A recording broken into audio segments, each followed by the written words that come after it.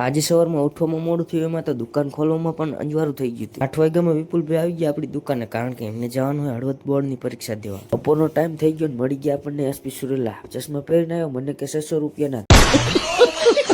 તમને કેટલા ના લાગે કોમેન્ટ કરી નાખજો. ખરા બપોર થઈ ગયો ને હું ને નિકુલભાઈ આવતર્યા જમવા. સારી લઈને લાઈનમાં ઉભા રહી ગયા. એમાં પહેલા જ આપડા મેહુલભાઈ મળી ગયા. મેહુલભાઈ નું પીરસવાનું કામ એક નંબર હતું. એ વખાણાની ખીચડી દાઢે ચોટી. मुझे अपने घर जाना है। ત્યાંથી આગળ ગયા ત્યાં આપણા ગામના નાના ભાઈબંધો મળી ગયા કે અમને વ્લોગમાં લઈ લીધા, એટલે બધાને લઈ લીધા વ્લોગમાં. જમી લીધું પછી લાલ અક્ષરે નામ લખાઈને આવતો રહ્યો ઘરે.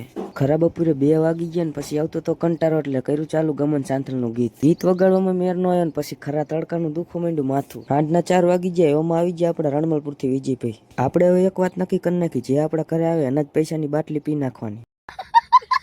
રાત પડી ગઈ. સિદ્ધરાજભાઈ આવી ગયા આપણી દુકાને બાપુનો ફોટો લેવા.